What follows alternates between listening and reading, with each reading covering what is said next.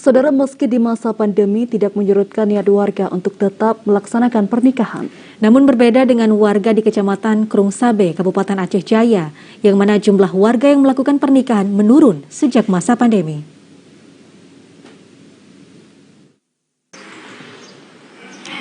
Masa pandemi COVID-19 yang saat ini sedang melanda, tak menyurutkan warga untuk melakukan pernikahan hingga dilanjutkan dalam berbagai resepsi perkawinan.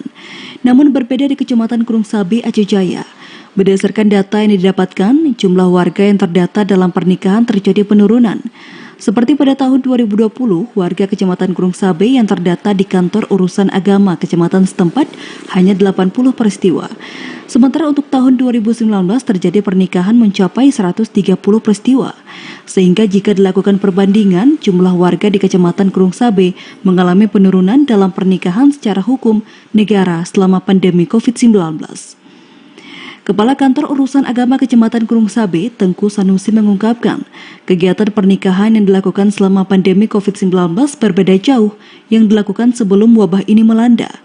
Menurutnya, rendahnya pernikahan pada saat seperti ini diduga dipengaruhi berbagai faktor, salah satunya karena adanya pembatasan kegiatan masyarakat yang dilakukan oleh pemerintah, sehingga banyak pasangan yang menunda pernikahannya. Menurut data yang pernah ada, kalau 2019 itu sekitar 130 peristiwa. Kalau 2020 sekitar 80. Terjadi penurunan. Kalau menurut kami juga banyak juga yang mungkin dari segi masyarakat juga ada juga yang pernikahan di luar, pernikahan siri.